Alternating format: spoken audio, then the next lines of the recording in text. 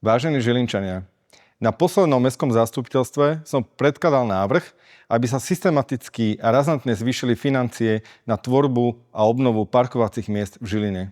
Podľa tohto návrhu malo ísť na tento účel minimálne tretina z celkových príjmov parkovacej politiky. To môže byť tento rok až 800 000 eur, ktoré sa už dali využiť na budúci rok na tvorbu parkovacích miest, na obnovu parkovacích miest alebo na šetrenie na výstavbu parkovacieho domu.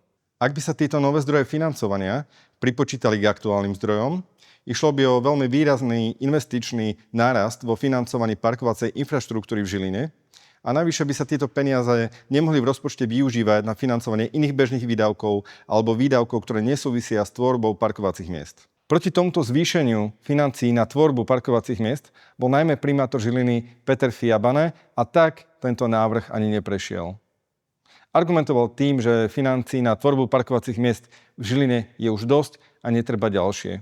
Paradoxne práve pred týmto hlasovaním sa udialo iné hlasovanie, kedy boli presunuté financie na tvorbu parkovacích miest na Ovčincoch na Hliny, pretože tie neboli kryté v rozpočte. Navyše, tieto parkovacie miesta tento rok na Hlinách a na budúci rok na Ovčincoch sa majú budovať z úverov, čo samozrejme zadlžuje mesto.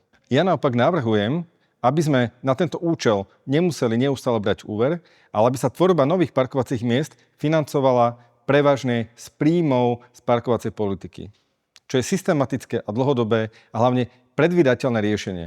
Len takto dokážeme zabezpečiť dostatočný počet parkovacích miest pre Žilinčanov bez chaosu a systematicky.